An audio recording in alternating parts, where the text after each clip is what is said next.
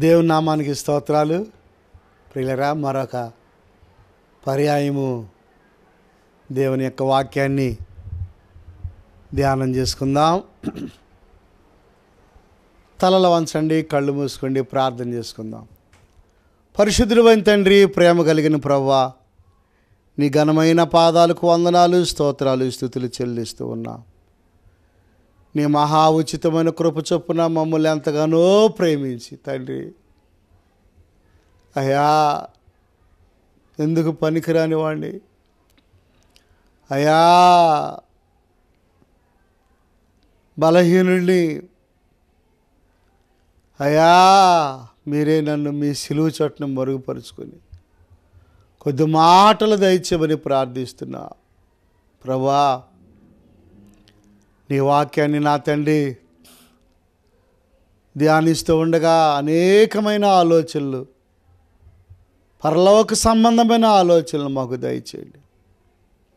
వినివారికి దీవెనకరంగాను ఆశీర్వాదకరంగాను చేయమని ప్రార్థిస్తున్నాను. యేసు ప్రభువా, మీరు చెప్పిన మాటలు నాయన ఒక్కొక్కటి నాయన మేము చక్కగా నేర్చుకోవటానికి సహాయం చేయండి. నేర్చుకునే మనసు మాకు దయచేయి, నేర్చుకునే బుద్ధి దయచేయి. మరియా నీ పాదాల యొద్ద కూర్చుండి వాక్యాన్ని నేర్చుకుంది ప్రభువా. మార్త అయితే విస్తారమైన పనులు పెట్టుకొని తొందరపడింది, కానీ ప్రభువా నీ పాదాల యొద్ద కూర్చొని నేర్చుకో. అలాంటి బుద్ధి నాకు దయచేయి. తొందరపడుతున్నాను ప్రభువా, విస్తారమైన పనులు పెట్టుకొని దయతో నన్ను క్షమించి సహాయం చేయి ప్రభువా. ఈ సమయంలో మీరే మాతో, నాతో, అందరితో మాట్లాడి కృప చూపించమని యేసు నామములో అడుగుచున్నాము తండ్రి, ఆమేన్. చూడండి ప్రియులరా, యేసయ్య మాట్లాడిన మాటల్లో కొన్ని మాటలు ధ్యానం చేసుకుందాం. నేను మీతో చెప్పినది ఏమనగా, దుష్టుణ్ణి ఎదిరింపక నిన్ను కుడి చెంప మీద కొట్టువాని వైపునకు ఎడమ చెంప కూడా త్రిప్పుము. ఎవడైనా నీ మీద వ్యాజ్యం వేసి నీ అంగి తీసుకొన గోరిన ఎడల వానికి నీ పై వస్త్రము కూడా ఇచ్చివేయము. ఒకడు 1 మైలు దూరం రమ్మని నిన్ను బలవంతము చేసిన ఎడల వానితో కూడా 2 మైళ్ళు వెళ్ళుము. నిన్ను అడుగువానికిమ్ము, నిన్ను అప్పు అడుగగోను వాని నుండి నీ ముఖము త్రిప్పుకొనవద్దు. చూసారా ప్రియులరా, యేసు ప్రభువారు ఆయన ఎన్నో మాటలు చెప్పారు. ఆయన మాటల్లో జీవం అన్నది. ప్రియులరా, లెక్కలు రావాలంటే ఏ తరగతిలోనైనా సూత్రం ఉంటుంది. సూత్రాన్ని బట్టి ఎంతలా కఠినమైన లెక్క అయినా ఈజీగా చేయొచ్చు. లెక్కల్లో మంచి మార్కులు సంపాదించుకుంటే, లెక్కలనే కాదు అన్నిటిలో కూడా కొన్ని సూత్రాలు ఉంటాయి. ఆ సూత్రాల ప్రకారంగా చదివితే ఏమవుతాడు? పై తరగతికి వెళ్తాడు. మార్కులు బాగా వచ్చినాయి అనుకోండి ప్రియులరా, అతనికి మంచి జాబు వచ్చింది. జాబ్ వస్తే కుటుంబంలో చెబుతున్నా ఉదాహరణకి సమృద్ధి ఉంటుంది. అట్లాగే యేసుప్రభు వారు కొన్ని సూత్రాలు చెప్పారు. సూత్రాలను బట్టి మనము భయభక్తులతో మనము బ్రతికినప్పుడు ఆ భక్తిని దేవుడు ఆశీర్వదిస్తాడు ఆ మనుషుల్ని. సూత్రాలు తీసేస్తే భక్తి చేయటం చాలా కష్టం అవుద్ది. కనుక ఇక్కడ కొన్ని సూత్రాలు యేసు ప్రభువారు ఏమని, నిన్ను కుడి చెంప మీద కొట్టువాని వైపునకు ఎడమ చెంప కూడా త్రిప్పుము. సూత్రం ఇదేంటది? సూత్రం. దుష్టుని ఎదిరింపక కావాలని చీకటి రకరకాలుగా ఏం చేస్తాడు? కవిస్తూ ఉంటాడు. ఆ రోడ్డు మీద మనము ప్రయాణం చేస్తూ ఉన్నప్పుడు బైక్ మీద కానీ, సైకిల్ మీద కానీ, కారులో కానీ ఒక్కోసారి ఒక్కొక్క వ్యక్తి అడ్డం వచ్చినప్పుడు వెంటనే మనం ఏం చేస్తాము? స్పీడ్ అయిపోయి ఎవడ్రాడు అని అంటాం, బూతులు అంటాం, అడ్డం వచ్చాడని అంటాం. ఒక్కోసారి వాగ్వేదం పెరిగి బయటకు వచ్చినప్పుడు తోపులాట జరుగుద్ది, కొట్లాట జరుగుద్ది. ఏమండి, ర్యాష్గా మాట్లాడతారు. అలాంటి వారిని మనం ఏం చేయాలి? వాళ్ళని ఎదిరింపక దుష్టుడుండి వారిలో ప్రియులరా వాడు మరి కయ్యానికి కాలు దూవుతూ ఉంటాడు. అలాంటప్పుడు దేవుని నమ్మినటువంటి మనము, ప్రార్థన చేసుకునే మనమే మనల్ని మనం తగ్గించుకోవాలి. యేసుప్రభువు వారు చెప్పారు ఏమని? నిన్ను కుడి చెంప మీద కొట్టు వాని వైపునకు ఎడమ చెంప కూడా త్రిప్పుము. నిన్ను దూషించటమే కాదు, నీ మీదకి కాలు దోవటమే కాదు, నిన్నేం చేస్తారు? చెంప మీద పెట్టి కొడతారు. అయినా సరే ప్రభునందు ప్రియ దేవుని పిల్లరా, మనము ఒక్క మాట కూడా మనము వ్యతిరేకంగా మనము మాట్లాడకూడదు. నేను సేవకు వచ్చిన దినాల్లో ఆయన కూడా సేవకుడే నా మీద చెయ్యెత్తాడు. అప్పుడు 53వ యెషయా గ్రంథం నాకు జ్ఞాపకం వచ్చింది. అతడు వదకు తేబడిన గొర్రె పిల్ల వలె ఆయన మౌని అయి ఉండెను. ఆ వాక్యం గుర్తుకొచ్చి ఒక్క మాట కూడా అతనితో నేను ఒక్క మాట కూడా మాట్లాడలేదు. తల వంచుకొని అలాగే నిలబడ్డా. తల వంచుకొని. ప్రియులరా, నా వైపు ఎలాంటి పొరపాటు లేదు, తప్పు లేదు. నిజం ప్రియులరా. అతనికి కొంచెం అసూయ వచ్చింది నా మీద. ఆ కొత్త దినాల్లో కరపత్రాలు పంచిపెట్టుకుంటా ఆయా ప్రాంతాలకు వెళ్ళి సేవ చేస్తూ ఉన్నాను. అతనికి కొంచెం మరి బాధ వచ్చింది.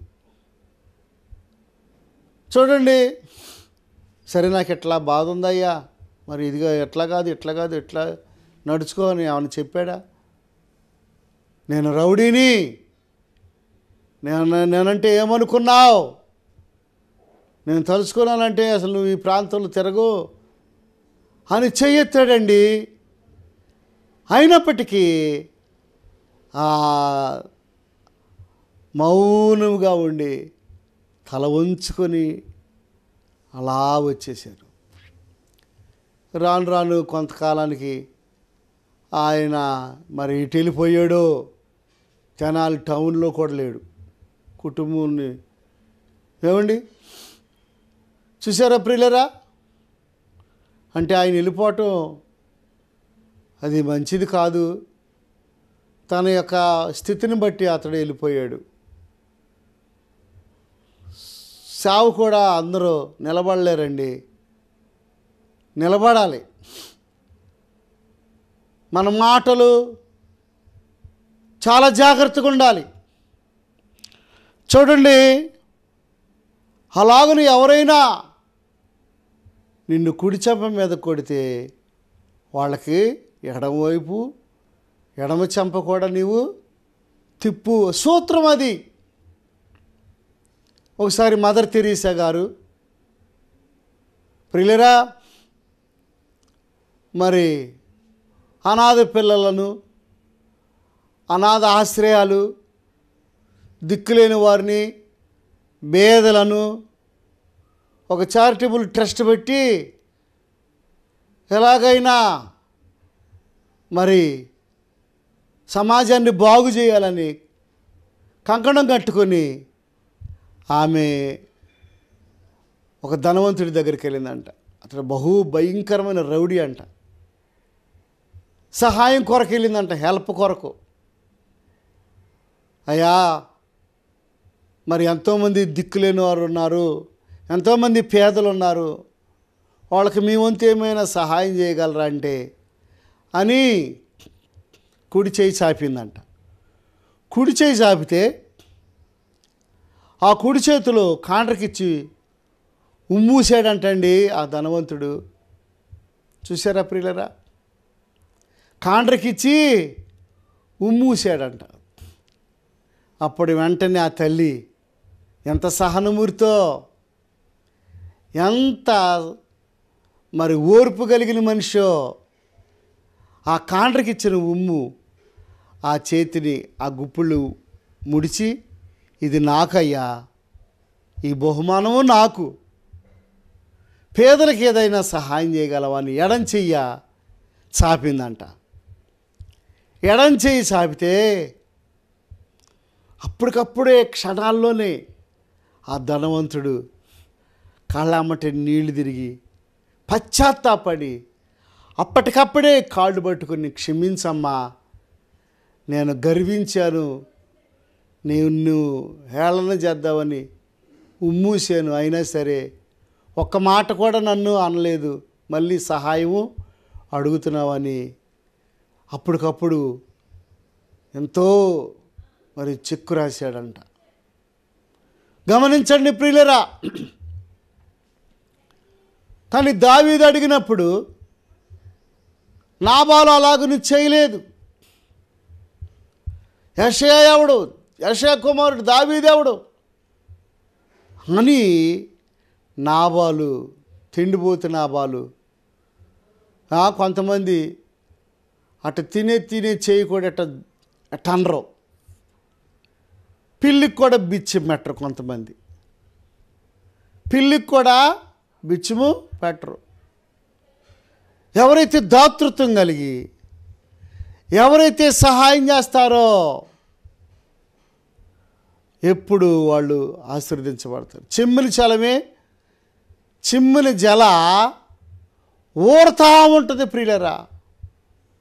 చిమ్మిని జల ఏమవుద్ది? ఊరుతా ఉంటుంది.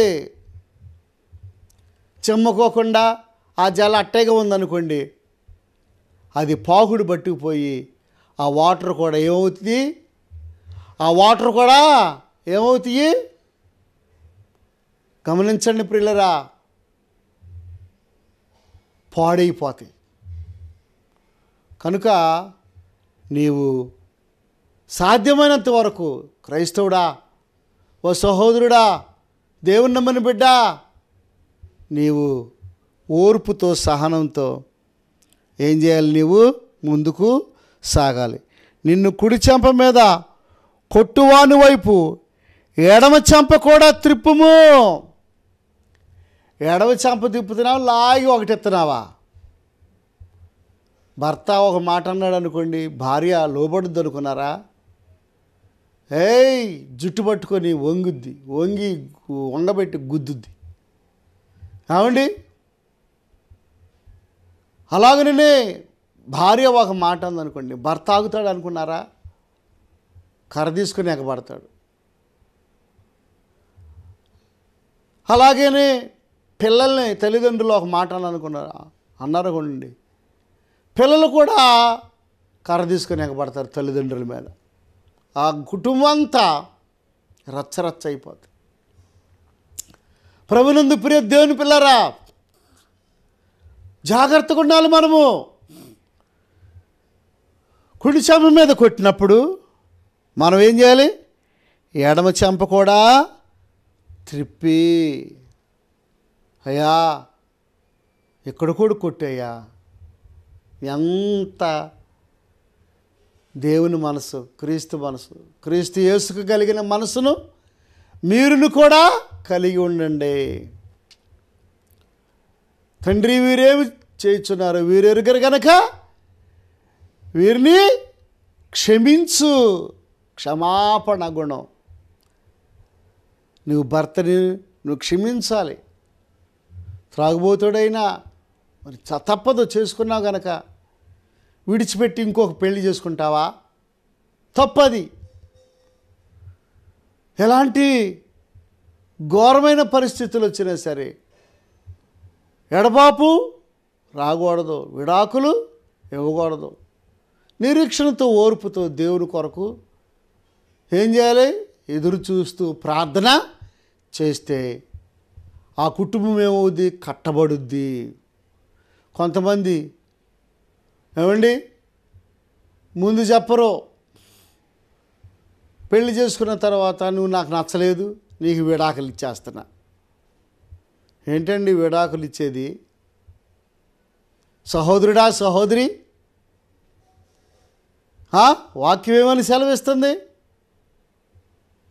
నీ ప్రవర్తన బట్టి నీ భర్తను నీవు మార్చుకోవచ్చు. నీ ప్రవర్తన బట్టి నీ భార్యని నీవు మార్చుకోవచ్చు. కనుక సహోదరుడా సహోదరి, వాక్యం వినుచున్నటువంటి సహోదరుడా, విడాకులు కోరుకోవద్దు, విడాకులకు వెళ్ళవద్దు. కనుక నిన్ను కుడి చెంప మీద కొట్టువాని వైపు ఎడమ చెంప కూడా త్రిప్పుము. ఎవడైనా నీ మీద వ్యాజ్యము వేసి నీ అంగి తీసుకొన గోరిన ఎడల వానికి నీ పై వస్త్రము కూడా ఇచ్చివేయము. చూసారా ప్రియులారా, యేసు ప్రభు చెప్పిన సూత్రాలు ఇవి. ఈ సూత్రాలు చెప్పరు చాలామంది. ప్రియులారా, ఈ సూత్రాలు ఏమండి పాటించరు. ఎవడైనాను నీ మీద వ్యాజ్యం వేసి నీ అంగి తీసుకొన గోరిన ఎడల వానికి నీ పై వస్త్రము కూడా ఇచ్చివేయము. చూసారా ప్రియులరా, ఆస్తి తగాదాలు ఏమండి, భూ తగాదాలు ఏమండి, సెంటు దగ్గర లేకపోతే గజం దగ్గర లేకపోతే ఒక జాన దగ్గర లేకపోతే ఒక అడుగు దగ్గర ఎంతోమంది కొట్లాడుకుంటూ ఉంటారు. 100 రూపాయల దగ్గర, 10 రూపాయల దగ్గర ఏమండి, ఎంతోమంది ఏమండి బట్టల దగ్గర. ప్రభునందు ప్రియ దేవుని పిల్లారా, నీవు ఏదైనా పై వస్త్రమును అడిగినప్పుడు నీ అంగీని తీసుకొని కోరిన ఎడల అన్యాయముగా నీ పై వస్త్రము కూడా ఇచ్చివేయము. ఇచ్చివేయి, దేవుడు మరలా నీకు ఇస్తాడు. ఇచ్చివేయి, దేవుడు మరలా నీకు సమృద్ధిని కలగజేస్తాడు. దాని దగ్గరే నువ్వు గొడవాడుకో మాకు. ఆ యొక్క రూపాయి దగ్గర, ఆ వస్త్రము దగ్గర, ఆ గజం దగ్గర ఏమండి, ఆ యొక్క భూమి దగ్గర, ఆ యొక్క సంఘము దగ్గర, ఆ యొక్క ఏమండి డబ్బు దగ్గర నువ్వు కాద్దానికి కూద్దానికి నువ్వు జగడాలు పెట్టుకోవద్దు. లిమిట్ వదిలేసేయి, ఇచ్చివేసేయి. దేవుడు ఆకాశపు తూములను విప్పి పట్టజాలంత విస్తారమైన దీవులను నీకు కొమ్మరిస్తాడు. పట్టజాలంత విస్తారమైన దీవులండి, ఆకాశపు తూములను విప్పి పట్టజాలంత విస్తారమైన దీవులు యేసుప్రభువు వారు కొమ్మరిస్తాడని దేవుని యొక్క వాక్యంలో మనము చూస్తున్నాం.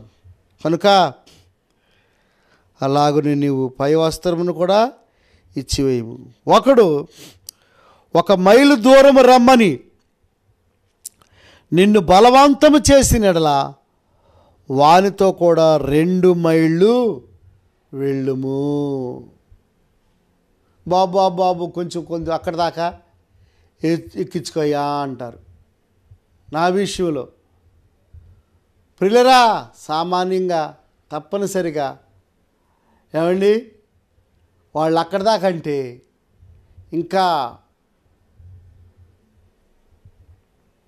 వారు చేరవలసిన స్థలానికి తీసుకుని వెళ్ళి అక్కడ దింపి నేను వస్తాను.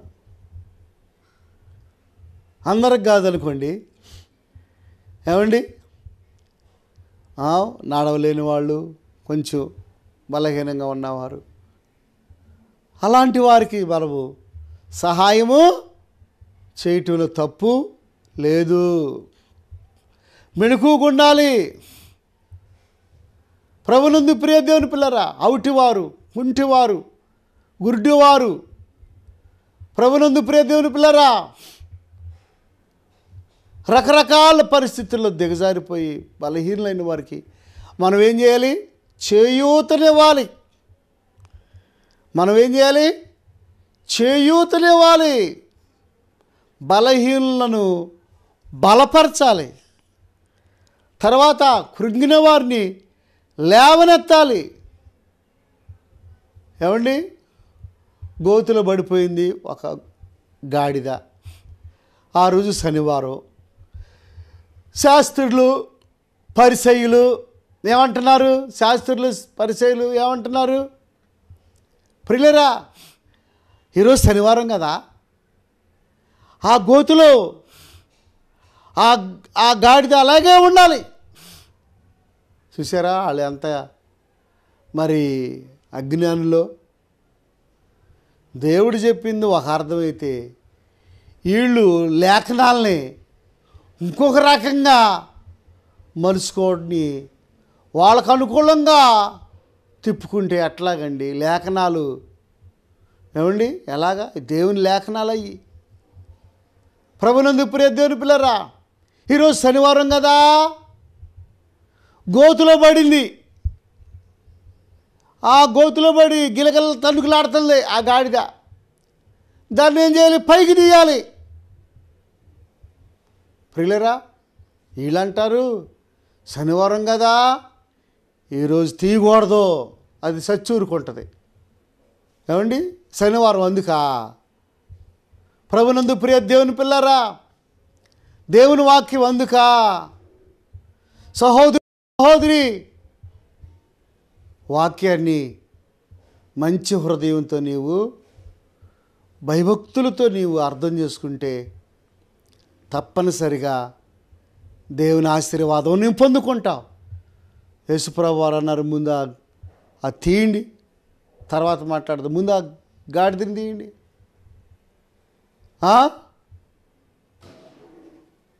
మనుషుల కోసం ప్రభునందు ప్రియ దేవుని పిల్లరా మనం గమనించాలి. మనుషులు పరిసయ్యులు వాళ్ళకు అనుకూలంగా ధర్మశాస్త్రాన్ని వాళ్ళు ఏం చేశారు? కొన్ని లేని ఉన్నవి తీసేసి లేని యాడ్ చేశారు. ఉన్నాటిని తీసేసి లేనాటిని యాడ్ చేసి మేము చక్కగా ఉంటున్నాము అని అనుకున్నారు. దేవుడు ఏమన్నాడు? వాళ్ళని సున్నం కొట్టిన సమాధులారా, లోపల కుళ్ళుతోనూ అజితేద్రములతోనూ లోపల మరి భయంకరమైనటువంటి చెడ్డవాసంతో పైకి మాత్రం సున్నం వేసిన సమాధులను పోలి ఉన్నారు. సున్నం కొట్టిన సమాధులను పోలి ఉన్నారు. అబ్బా, ఎంత ఖండించాడండి యేసయ్య. కనుక మనం 1 మైలు దూరం రమ్మంటే మనం 2 మైళ్ళు మనము నడిచి వెళ్ళటం, అది మనకెంతో ఆశీర్వాదకరము, దీవెన, మేలు. నిన్ను అడుగువానికిమ్ము, నిన్ను అప్పు అడగగోని వాని నుండి నీ ముఖము తిప్పుకొనవద్దు. నిన్ను అడుగువానికి అంటే నీ దగ్గర ఉందనుకోండి, దేవుడు ఆశీర్వాదం నీ దగ్గర ఉందనుకో, ఆ ఉన్నదాన్ని ఎవరైతే అప్పు అడుగుతారో వాళ్ళకి వడ్డీ మనల్లా. ఎవరైతే అప్పు అడుగుతారో నీకు ఉంటే, కొంతమంది లేకపోయినా వేరే చోట తీసుకొచ్చి ఇవ్వటం అది మంచిది కాదు. వేరే చోట మళ్ళీ పైపొచ్చి వడ్డీకి తీసుకొచ్చి ఇవ్వటం అది మంచిది కాదు. నీకు ఉంటే 2 అంగీలు ఉంటే 1 అంగీ ఇవ్వు. 2 అంగీలు లేకపోతే ఆ ఉన్న అంగీనే నువ్వు ఇచ్చినట్లేదే, అదేంటి? అది సరైన విధానము కాదు ప్రియులరా. వాక్యాన్ని అర్థం చేసుకోవాలి. దేవుడు అన్నాడు 2 అంగీలు ఉంటే 1 అంగీ ఇవ్వమన్నాడు. అట్లాగే నిన్ను అప్పు ఎవరైనా అడిగితే నీకున్న దాంట్లో నువ్వు ఇవ్వు, వడ్డీకి కాదు. 10 రూపాయలు వడ్డీ, 5 రూపాయలు వడ్డీ ఏంటండి? వాక్యానికి వ్యతిరేకంగా నడిస్తే అది మంచిది కాదు, నష్టం వచ్చింది. వాక్యానుసారంగా నడుచుకుందాం, దేవుని ఆశీర్వాదాలు పొందుకుందాం. దయచేసి తలలు వంచండి, కళ్ళు మూసుకోండి, ప్రార్థన చేసుకుందాం.